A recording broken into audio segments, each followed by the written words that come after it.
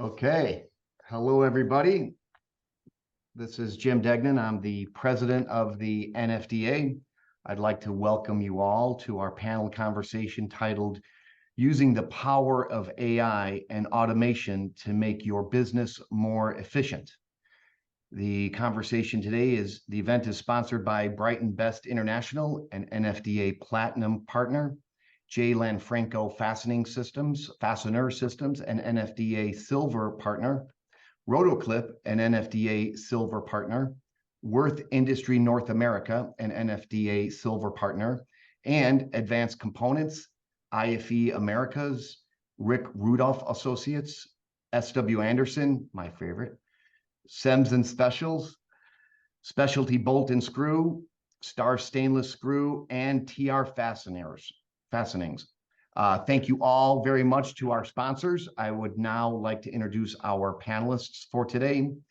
Alex Goldberg with AMPG, Rosa Hearn with Brighton-Best International, Lonni Kiefer with SmartCert, and Melissa Patel with Field. Welcome to you all.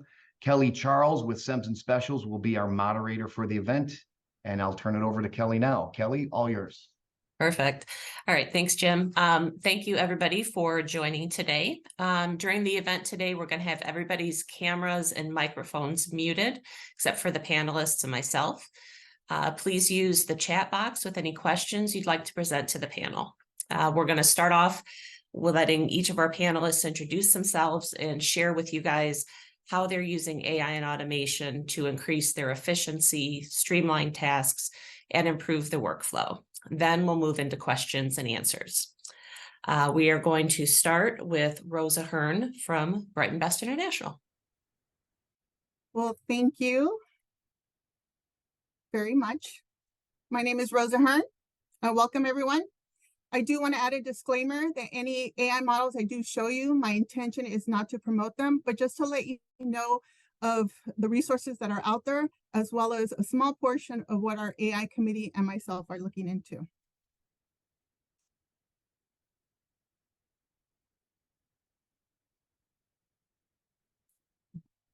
So if you're already using third-party programs like Dropbox or Canva, then chances are you've already experienced AI. Now, everybody knows about internet search. We're talking about Google, Internet Explorer. Well, now we have these AIs. So what's the difference between having a Google search versus an AI chat? I want to give you an example. Let's say I wanted to know what are the 3 strengths of Brighton-Best International are. If I were to put that on Google, what Google's going to do is going to give me the Brighton-Best page, the LinkedIn page, and every link associated to Brighton-Best. That means I have to take it upon myself to click on these links, read all about Brighton-Best International, and try to decipher what are the 3 strengths of Brighton-Best International. With the AI chat, all I have to do is prompt it and ask it, what are the 3 strengths of Brighton-Best International? And I'm going to get the 3 strengths of Brighton-Best International, no extra work. Now, depending on which AI model you use, you're going to get a slightly different result. And that's because it's scraping from what it knows. So these AI chats are connected to a platform. So BARD is connected to Google and Alphabet, Llama is connected to Meta, ChatGPT is connected to OpenAI, which is in partnership with Microsoft. So depending on which one you use, you're going to get a slightly different result. So if you haven't done so already, I really suggest you do a prompt and find out what's happening with your company, your brand, and your product. Because if you're not getting the results that you want, then you need to go with your marketing department and try to figure out how to fix that. Now, how do these AI chats know what we're looking for, or what we're trying to say, or how to say it and have these conversations? Well, that's because we've been feeding it for years. So all the emails that you've been sending to your mother, to your bank, using Gmail, Hotmail, Yahoo, and so on, that's getting sent back into the AI. Any Facebook post that you're putting, any Google search that you're putting, that's getting fed back into the AI. So these AIs know what we like, our behaviors, what we don't like, what we're looking for, and the way we say it. And they pretty much understand that any data that you leave behind is getting fed back into the AI. Now, I want to touch on ChatGPT real quick. If you don't know the difference between 3.5 and 4, that's because one is the free version and one is the paid version. With the free version, you can cut and paste, you can give it a prompt. With the paid version, you can actually upload, make graphs, make movies, use the chat builder. But the best part is actually the setting. And that's because when ChatGPT first came live, a person from Samsung, one employee of Samsung, decided to put proprietary sensitive information into ChatGPT. Well, now that is public domain. So be careful what you're putting into these chats, because now it's officially public domain. In other words, if I can write the correct prompt, I can get sensitive information about Samsung. So with the setting, you can actually say, hey, I don't really want this to be put back into the AI. Now, according to the SBDC, this is going to be a $17 trillion industry by 2035. And it's estimated that 7,000 new AI models go live every week. Well, I don't have time to go visit 7,000 new AI models every week. So what do? Well, there is an AI for that. And that's what you do. You search, there is an AI for that. And now you get the Yelp of AI. You want competitive analysis? Then all the AI models for competitive analysis come up. You want video editing? Now all the video editing AI models come up. This will actually tell you the ratings, the comments, how many times people have saved it, and if it's free and if it's a subscription. Now, again, with 7,000 new AI models going live every week, well, where do you start? Well, you start with your pain point. You figure out what exactly is your pain point. So let me give you 2 examples of my pain points. Customers still order the wrong parts. Now, whether they're getting that from their end user the wrong way, or whether they're not understanding what's being said to them, customers still order the wrong parts. So, is there something that can help me? Well, guess what, folks? There is an AI for that. Meet Boltwise. With Boltwise, there is an AI model that you can copy and paste our Fastener language, put it into this AI model, and now you're going to get 4 wonderful descriptions. Now, it'll also prompt you if anything is missing. So like the first one, the 440 machine screw, it's missing the length. It'll actually prompt you and let you know that the length is missing. Now, according to the 2 founders, this is anywhere between 90 to 95% accurate.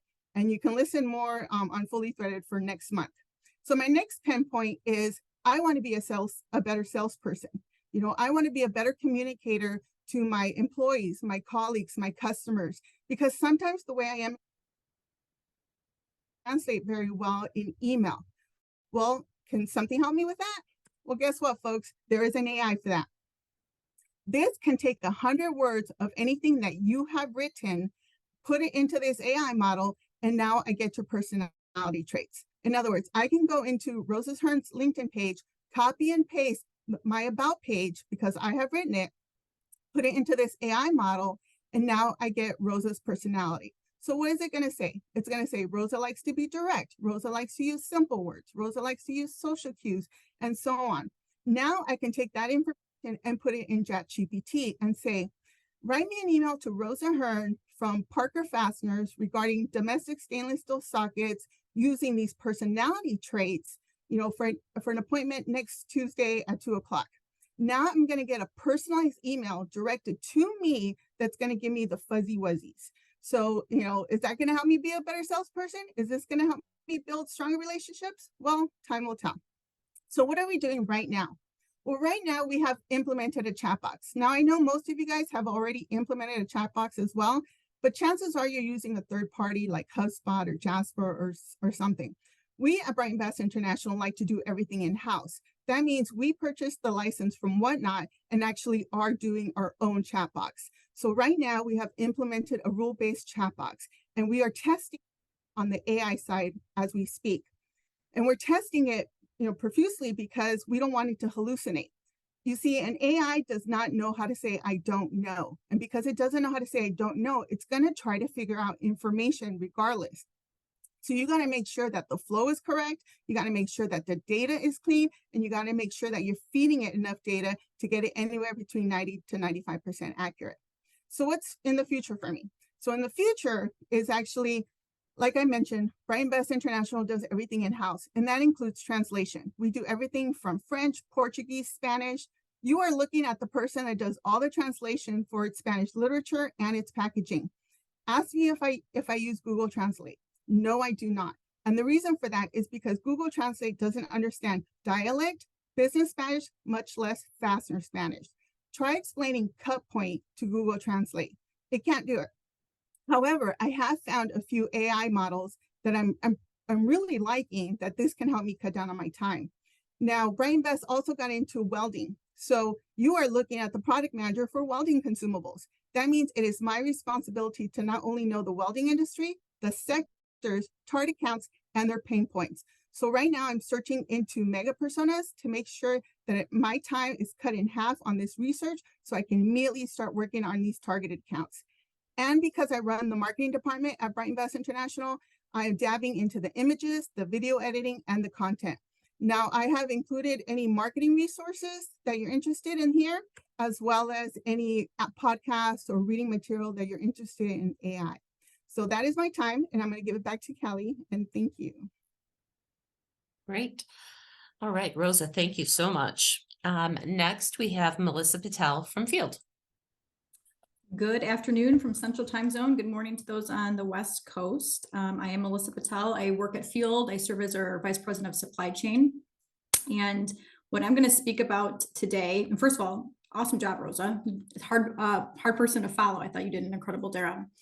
I'm not going to actually show anything on the screen. I'm just going to talk in theory, because what I'm kind of going to go through today is a lot of the information we have is proprietary. So I don't want to kind of overexpose some data points, but I'm going to talk kind of in concept about it.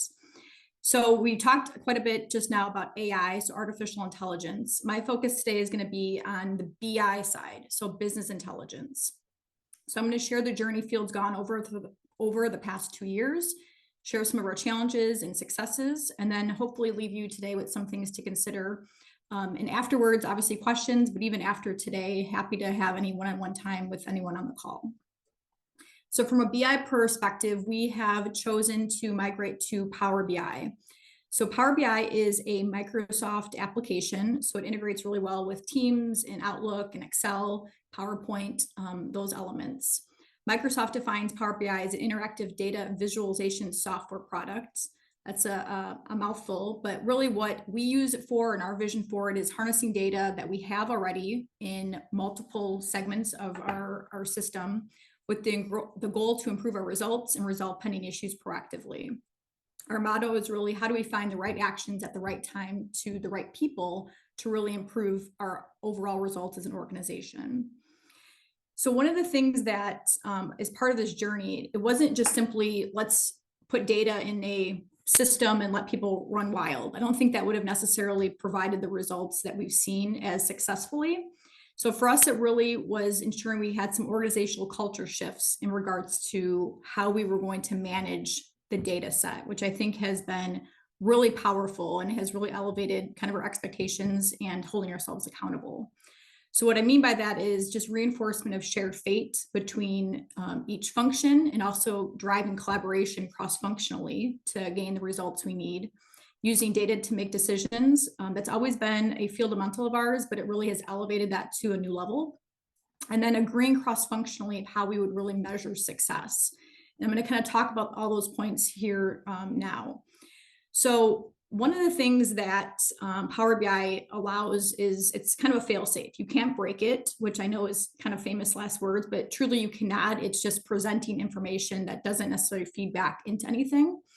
But it allows us to have access to information, but also challenge things that we see as a team. So as an organization, I can see, everyone can see data from a profit perspective, as an example. It's not just the salesperson or account manager inside sales that's seeing that data set, is the organization as a whole can see it. And I think that's really important because it allows us to ask some pointed questions. It allows us to see where trends are maybe falling short or they're improving. And it allows us to see holistically where we can see overall organization shifts from profit perspective, from a quality perspective, from an inventory perspective. It allows us to see more information much more quickly than we had historically. Data at our fingertips. So for us, we have a significant amount of data in many different places. And I imagine some of you on the call have the same situation. We have ERP, which has every transaction, every lot, every cost, price, customer, sell, all that data. But then we have a ton of stuff in Excel. We have a ton of stuff in our quality systems, our quoting systems, smart sheets. So we have data kind of spread out at times, which can become unruly to really make effective decisions when you don't know where everything kind of resides. So moving to Power BI allowed us to bring all of those data sets. It can kind of bring all those things together and present the information that we see appropriate to the right team members. So instead of chasing around 18 different spreadsheets and queries and VLOOKUPing and looking up files and information, now we have a logic that just simply presents the information in one organized manner that's consistent across the organization, which again was a pretty big game changer for us and improved the effectiveness and the efficiencies that we've had historically. The last comment I'll make on kind of the transition from a culture perspective is the agreement of what success looks like. So historically, and maybe you guys can appreciate this, what has happened historically for us years ago would be we'd get into a meeting with a bunch of people, someone would share some data, and immediately people would start picking apart the data. Like, that doesn't look right, what about that? You kind of lose trust in the data set, you leave the meeting with no clear actions, weeks or months go by while someone's validating all the information they had presented, reconvene, and fingers crossed we would get consensus during that second meeting and have actions defined. By migrating to Power BI, the first thing we really had to do was agree cross-functionally of what was success and how we would measure certain things. So as an example, profitability. We had an agreement between supply chain, sales, and finance prior to creating a bunch of different dashboards of what does customer profitability look like? How will we manage cost? What is cost? What is price? I mean, it sounds simple, but our businesses can be very complex of landed costs and average costs and future costs. So we really had to agree upon what we would be using going forward and ensure that the organization understood that. So it took a lot of the emotions out of when something came up as maybe poor performing, the emotions are not there. It's here's the data. This is how we agreed we would measure this customer's profitability. And now let's drive action as an organization. It was a huge game changer, and it cut down weeks and months of pulling data and debating of accuracy. And now we kind of all have the same playing field, which was a huge, huge thing for us. A few examples for you guys to kind of consider of when I'm talking through what Power BI has done for us.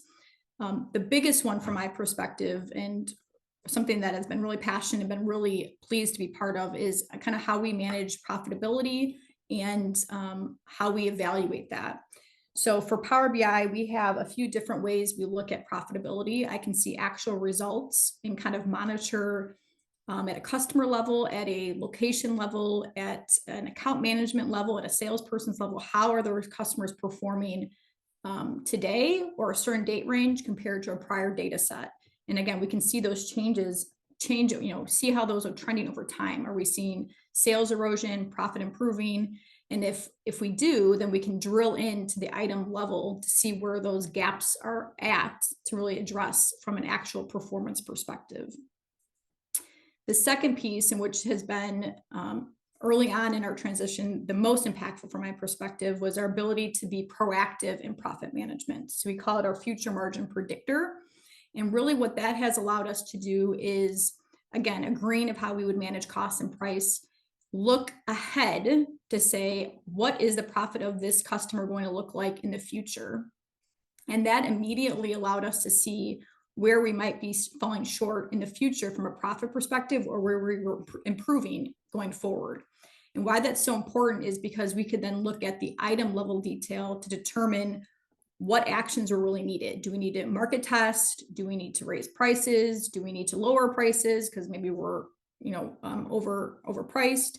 It allows us to see very clearly where we might have an issue and really start addressing it proactively. And that's the key. Historically for us, I might stumble across a part that I would proactively work on, but a lot of times it would end up being, we have an issue because we just sold something at a loss or a low margin. Now let's start working on it. Well, we lose days, months, years at times if we're not looking ahead of time before that transaction takes place.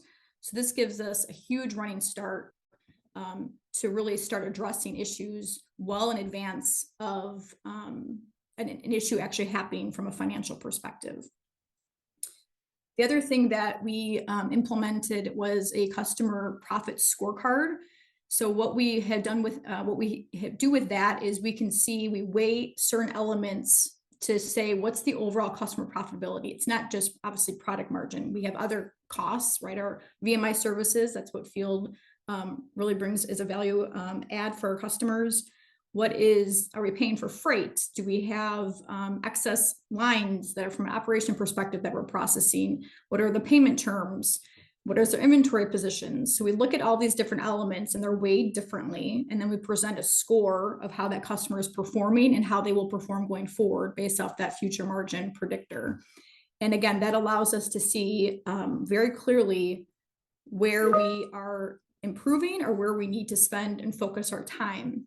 And it isn't just, goes back to the shared fate, it isn't just the salesperson or inside sales that should be looking at that. As an organization, we will step in and we have defined who kind of our profit champions are by account to really dive deep and figure out how do we be creative. Our first instinct shouldn't be just let's raise a bunch of prices or let's market test a bunch of things. It's what other options do we have out there to improve our profitability? Can we reduce VMI labor?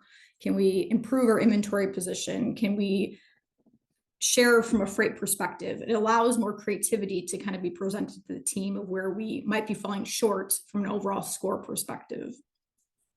A few other things that we use Power BI for, obviously inventory management, seeing excess and obsolete trends by item and customer, QC hold management, simple things as tactical things in regards to order management and past due purchase order management.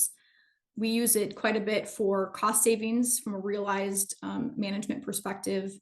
And the next phase for us really is to determine how we can share more information proactively or allow suppliers and customers to engage with this tool that's specific to them. We have so much information. We all have so much information, but right now, a lot of it is we're forcing that down, we're pushing it out to people, our suppliers, our customers, and to allow people to engage with the tool itself, to proactively question things or engage with it or improve, costing or availability. That's really the next phase that we're looking towards in the future. So we've had some conversations with several suppliers, and I'm sure several customers to see what makes a value to them, so we can kind of build that platform. So that's kind of our next phase in regards to Power BI. Super passionate about it. It's been a huge game changer for us. And again, anytime anyone on the call would like to talk more about it, I'm happy to do so. The comments I'll make in regards to the data set is the data is only as good as the data integrity, right? So that is a key element. If you have systems that are just lacking overall data integrity, data in, garbage in, garbage out kind of mentality. So it really is important that you do have a pretty good control of what that data set looks like as you're kind of implementing it. And again, just having your teams get more comfortable with the tool, it's something new, and really making sure they're engaging with it to become experts at utilization. It is, in my opinion, extremely easy to use as a person not building it. I'm sure building it maybe is a little more complicated, but as a user of it, it is extremely simple. So it's something for you guys to consider if you're looking to see how you can harness more data proactively. And then the last very quick thing, the other application that we've used now for many years is SmartSheet. So SmartSheet is a kind of web-based application that is, I would say, Excel on steroids. It allows us to assign ownership in tasks and alerts proactively through the system. So if it moves from one bucket to another, we have rules in place where it can then notify Kelly that she now has to update something, and when she's done, it will notify me back that now it's back in my court. So there's a lot of benefit in regards to how information flows when we utilize SmartSheet. So for more of our complex projects or implementing new customers, we use SmartSheet a lot to ensure that things are progressing in a nice manner throughout the process and not stuck kind of waiting for someone to engage. So that's kind of another tool that we have used historically to really improve communication sharing, especially for complex projects. So that is my update. Thank you, guys. Perfect. All right. Thank you, Melissa. Next up, we have Lonni Kiefer from SmartCert. Thanks, Melissa. Thank you, Kelly. I'm going to actually take a step back as a technology partner to the industry. I know that there's a lot of hesitation on embracing new technology. I talk to companies every day who are making the transition from paper to digital. It can feel intimidating. I think it's overwhelming. So when you think about AI as the fact that as consumers, we're already immersed in it in so many ways, right? Your Nest thermostat, the GPS in your car, the Fitbit on your wrist, the way you shop online, your social media output, and how everything is personalized and relevant, even down to what's streaming on Netflix. I think with most technology, we recognize the fact that it all starts with consumers and then translates its way to the business world. So we have many companies exploring what that means as far as e-commerce goes, image recognition, voice activated controls. These tools are all really meant to provide efficiencies and process automation.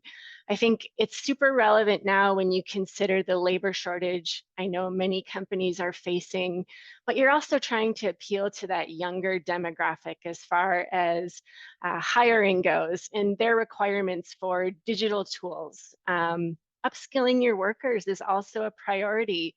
I think in this day and age, with the level of technology tools out there, to be able to provide your teams in education builds the confidence and then certainly translates to those efficiency gains. The focus for sure is always on continuous learning and embracing innovation. There are the forward-thinking companies, and then there's everyone else who are sort of, towing the line of what this is going to mean, and probably feeling overwhelmed on where do you take advantage of it, knowing there's so many tools out there. I think from a technology perspective, sometimes it's not your job to figure out how to use AI. It's the job of your technology partners. And I think it's incumbent upon us to explain how we use AI, how it's driving our tools forward, how it makes life easier and checks the box on a lot of the priorities and goals you have for your company. So I'll just do a quick screen share and talk a little bit about what this is meant for SmartCert. We are closing in on our third year, made a lot of progress, and a lot of that's based on what we're hearing from the industry, the needs of our customers, and the level of automation. There are many companies who are fully automated and integrated, so their ERP is doing the heavy lift for them of creating smart certs and sending cert packages to companies. But we have a huge group of customers who do this manually every day, and we know that their efficiency goals are the same as everyone else's. So how do we meet them? And I'm just in our demo account here. The idea is searchability. So when you think about centralizing access to data, Melissa mentioned that this search bar is such a huge piece of being able to get to the information you need when you need it, not rely on others and the challenges of internal communication. Our focus on the searchability of data is the fact that it's going to get smarter. Not only pulling up the information you need, but what's relevant to that. So that's an area of focus for us, is the accessibility. The other great thing is our new and latest tool of optical character recognition. So the fact now that we can read documents on your behalf and publish this searchable data means there's no longer manual entry, which we know is really something every company wants to avoid, not only from the time it would take, but also just to eliminate human error and provide that as more of a review process. We're not eliminating people, but we're cutting out on a lot of the challenges they have on a daily basis with things like manual entry. So just for this example, we've read this sample document, and it's actually created all of this searchable data so that the next time you want to pull up this cert package, you're able to do that with any information in the searchable fields. It sort of takes SharePoint and shamefully repositions the ability to access information. This is exciting for us. I think when you think about sharing information to your customers and that accessibility, for us, it's been a great leap forward in being able to leverage AI in a way that's going to be really meaningful for many companies. The other thing as far as documentation goes is the fact that AI is a great tool for malware and virus scanning. I think we can all agree email is fraught with peril these days. I don't know about you, but I probably receive a dozen phishing scams on a daily basis.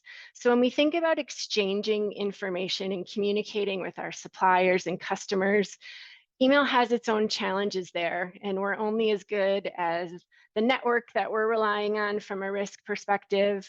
And it's risk for everyone that we communicate with. We do scan every document for viruses and malware. Again, another way for your technology tools to reduce your risk and take advantage of the latest AI offerings.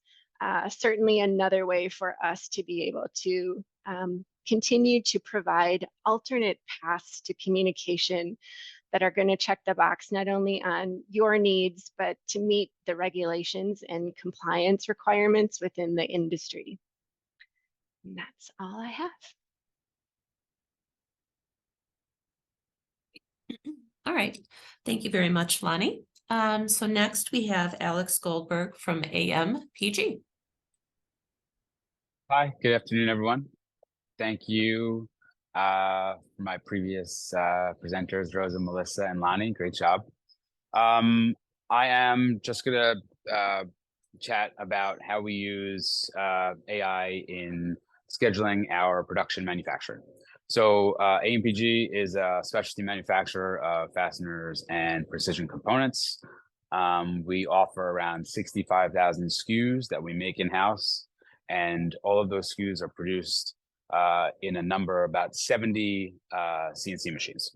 So the place we needed to focus the machine learning and AI was in scheduling machines, getting to run the parts that are not that are meant to be run together, and only a database could match these items. I'll talk a little about that now. So it all started with us building a PIM, a robust PIM that didn't just have our product attributes, but then laid in columns of the tools it took to make that item, as well as some cycle time, as well as some actual CNC programming info.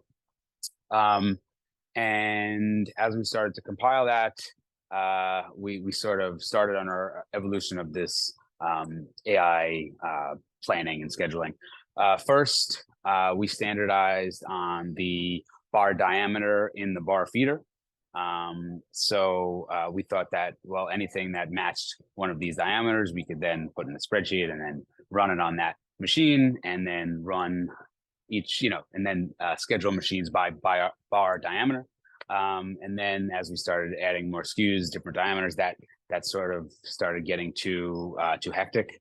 Then we started with families of parts. So we'd run families of, let's say, a socketed cap screw or shoulder screw that only had different lengths of thread. So the programmer would preload the machine, let's say with 10 different items, 10 different screws, set a counter for whatever, and it would run 100 screws at 1 inch, 100 screws at 1.5 inches, 100 screws at 2 inches, and so on and so forth. And then we'd have a integrated collection unit at the end of the machine. That worked for a while, but as our SKU count grows, product offering grows, we had to move on to something else. The next thing we tried was super simple.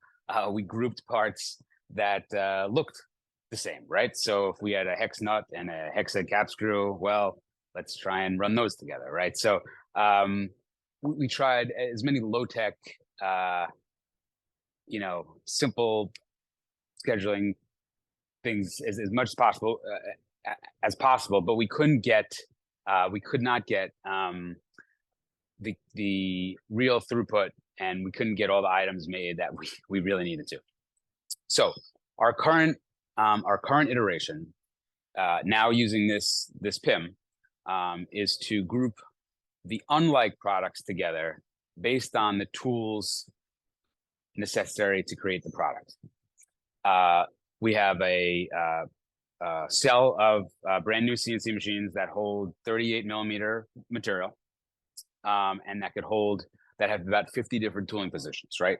So if the PIM knows which tools are resident in which machines, the scheduling system can then route the products that match the tooling. So we're prioritizing the least amount of changes. So this type of PIM AI recognizes patterns and things that humans can't, and that we can't in Excel or in any sort of VLOOKUP or match function.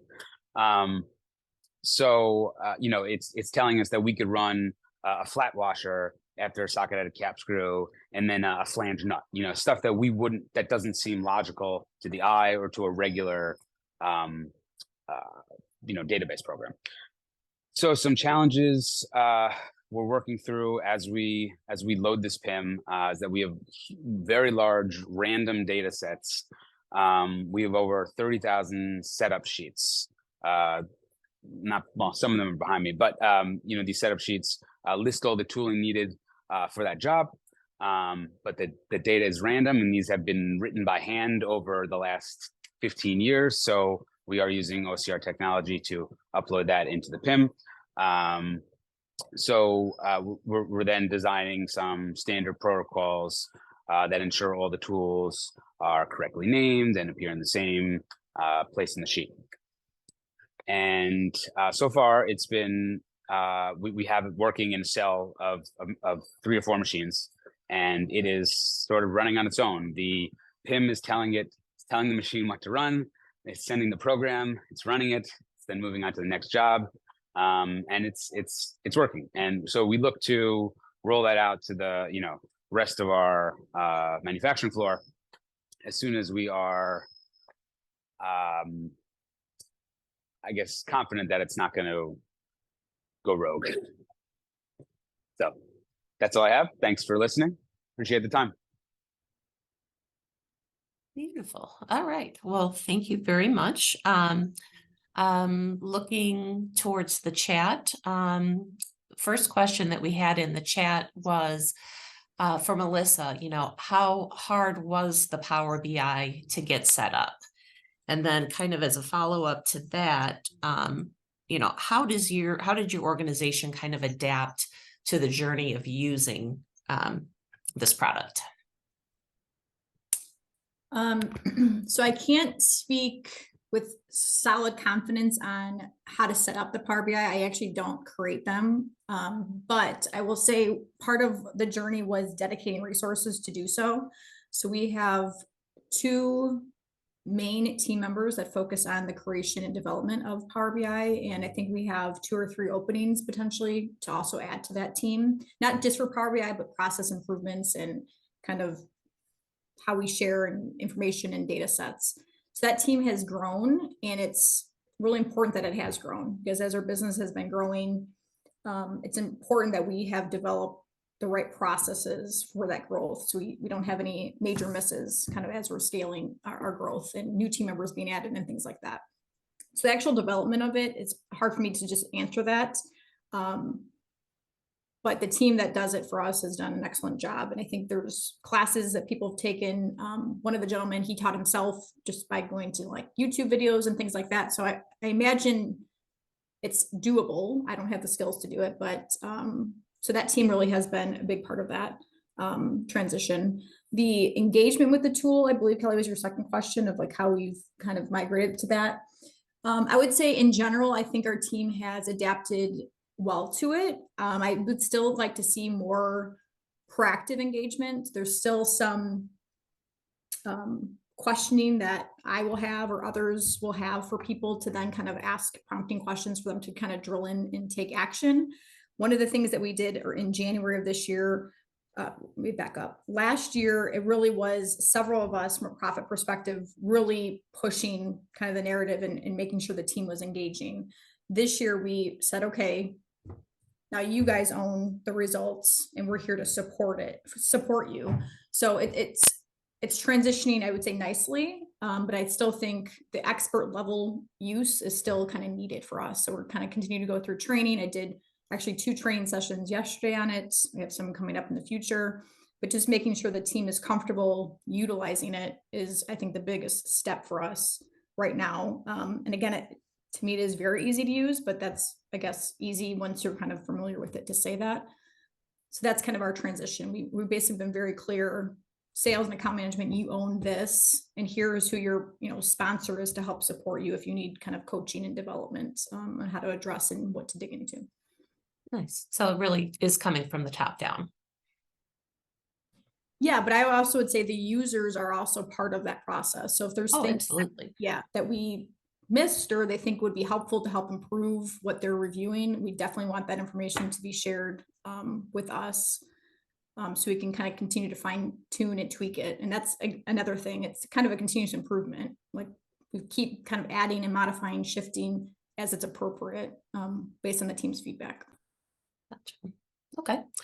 Next question. Have any of the panelists' companies set up policies on how to use AI? It sounds like that's going to be a pretty important thing to decide.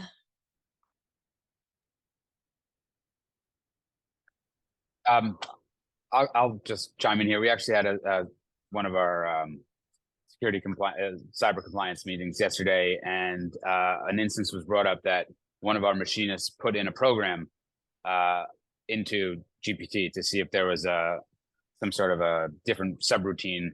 In our IT gentleman said, "Hey, that program now is out there, owned by the world. So if anyone wants to make this shoulder screw, they can."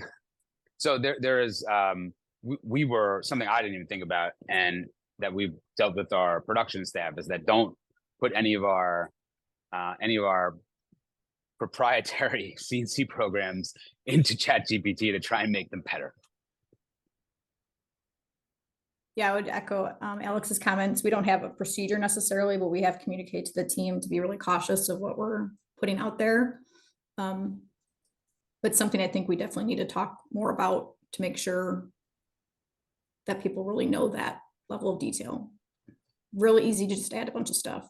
So it's hard to take it back, or impossible to take it back. Yeah, we have a firewall. So if it doesn't meet the criteria, it actually won't access through our company organization. You would have to go offline and do your own personal stuff for ours.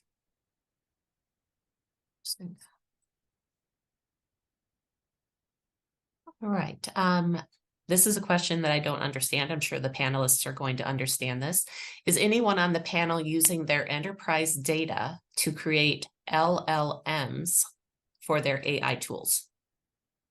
That's large language models, just so you know. Okay. Okay. Yeah, so, we're a data-driven company, Brighton-Best is, we normally joke around and say we're really a technology company that just happens to sell fasteners. And so we've always been data-driven, but we don't use AI on for our data. And that's because it's not accurate. We want to make sure that it's close to 100%, which, because these are all new, that they're going live, they're anywhere between 70 to 95% accuracy. And so until it can be more on the accurate side, we're not going to do that. I think it's just like when Microsoft has updates, maybe you wait until others have adopted it to really see where the industry is going and what's the best use cases, especially for this new technology. All right, another question. What is the best use case for ChatGPT for your business? How does your team use it today, or how do you plan to use it in the near future? I can see it came from Adam. So Adam, how I've used it, and really the only time I've really used it has been to actually create job descriptions.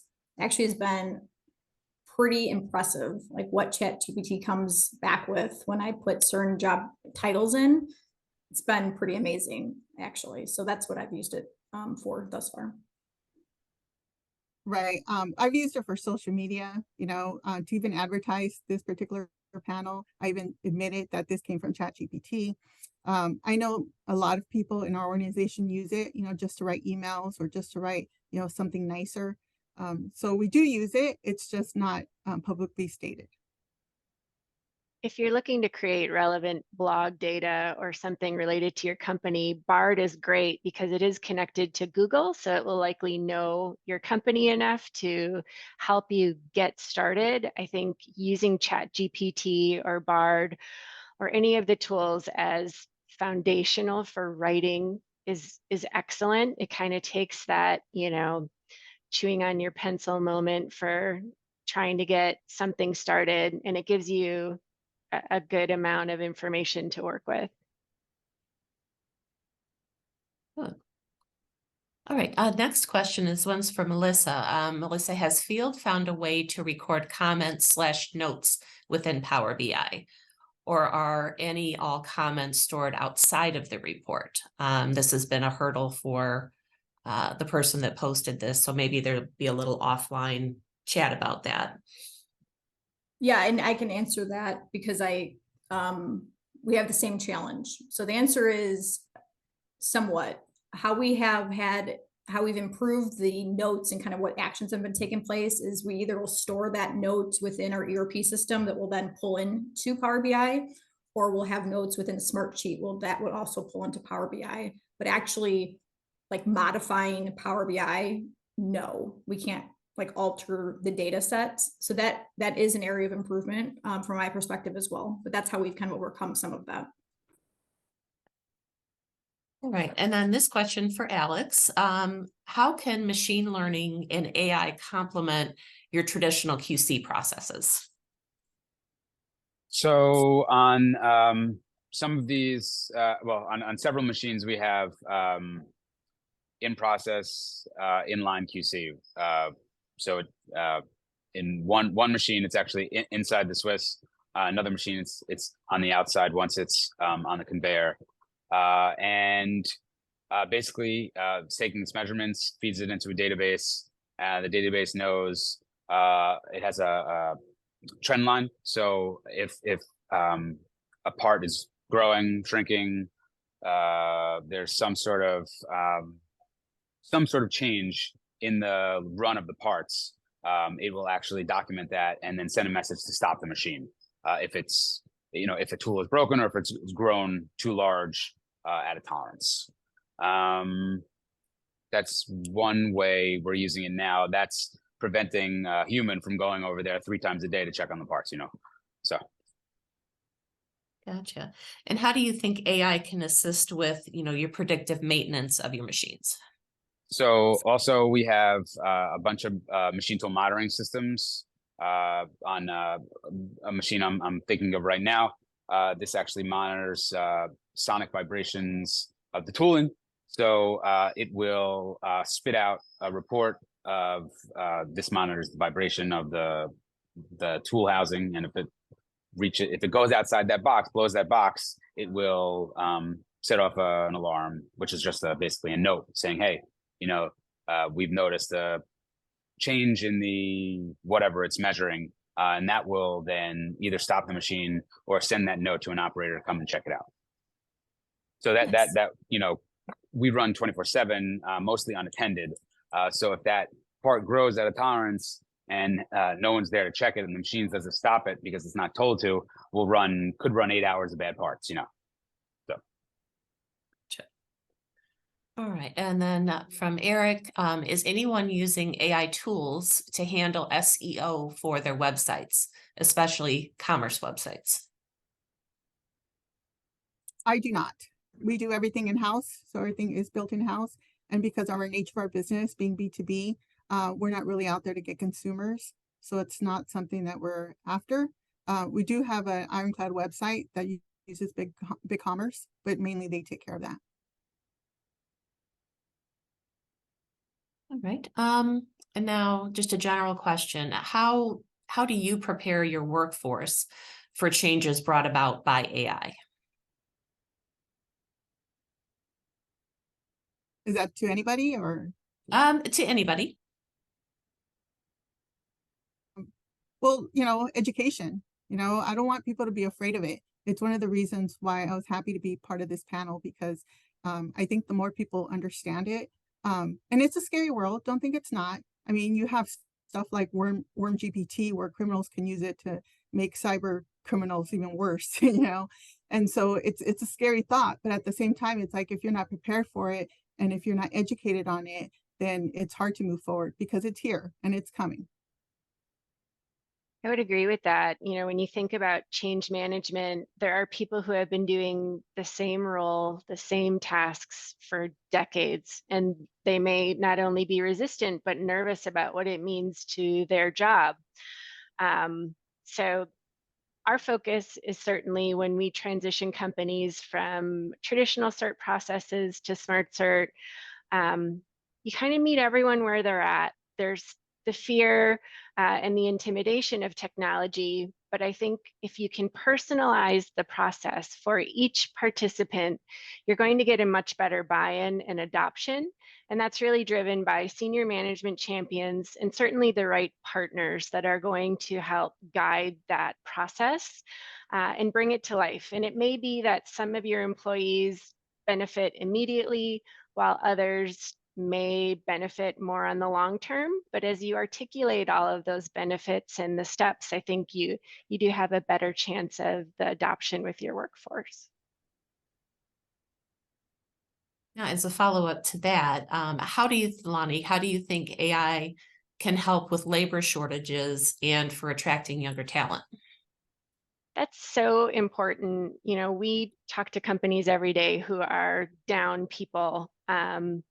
I think it all comes down to what you can automate. And like I mentioned, your technology tools and partners should be leveraging every possible use of AI to drive more process automation. We have less time in the day. There's fire drills every day. If you have the ability to move parts faster, if you have the ability to do your job faster, it's likely you weren't hired for the manual aspects of it. And if you can reduce the manual aspects with process automation, that's going to mean you have the ability to do the job you were hired for that you probably enjoy. And it means great things to the bottom line and to move your business forward. Great. All right, and another question off the chat. This one will be probably more for Alex. In regard to the use of AI for production routing, do you have multiple types of machines that can make the same part? And if you do, is AI being used to route to a specific machine based on the criteria you're giving it?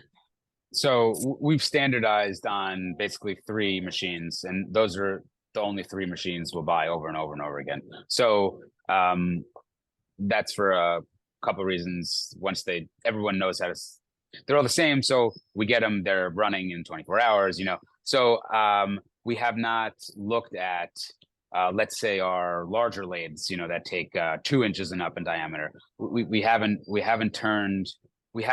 opened up those items into that PIM yet.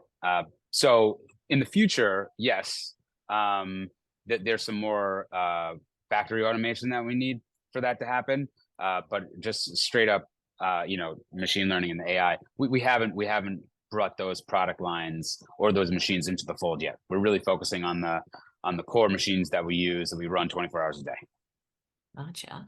All right. And one little follow-up on that too. Are you tying your AI-based routing into how you quote product? Not yet. That will be amazing. when I could tell someone exactly when a part is going to ship. No, not yet, but it's a priority. Definitely a priority. So nothing that we've actually mastered yet. Gotcha. All right. And let's see, one last question. This for Rosa. What are some of the old rules that don't work anymore now that AI and BI automation is here? I think we're becoming a more knowledge-based employees. You know, we're looking for more creativity, more ideas. And I think with the use of AI, this can help eliminate all the tasks kind of situation. So, you know, think of it as like 1,000 interns. You know, you have 1,000 interns that are going to help you cut down anywhere between 25 to 40% of your daily job that is just routinely tasked. And so that's just going to help you, you know, try to eliminate the old ways of thinking versus, you know, hey, you need to, you know, come up with better and bigger things. Nice. Good. I'll turn it back over to Jim. Thank you, Kelly, and thank you to our panelists as well, Rosa, Melissa, Lonni, and Alex. You guys did a great job. And if you missed any portion of the program or you would like to rewatch it, it will be available soon on the NFDA YouTube channel. Yes, we have a YouTube channel. Go to NFDA Fasteners, search in YouTube for it. You'll find it and subscribe there. A lot of great content out there. Please also take a moment to complete our survey, which will be sent to you via email. We'd love to have your feedback so we can continue to refine our programs moving forward. We are looking forward to our upcoming virtual holiday celebration with the YFP on December 14th. If you haven't registered, please do that. The event is a lot of fun. Registration is free and it's on the NFDA website. Coming up next year, we have the virtual CEO and executive roundtable discussions on March 20th, mark your calendars, and the annual meeting with the ESPS in Irvine, Texas, June 12th through the 14th. Again, please mark your calendars and check out the NFDA website for additional details and the entire 2024 NFDA calendar. Thanks again for your participation today, and I hope everyone has a great rest of the week. Take care, everybody. Thank you. Bye.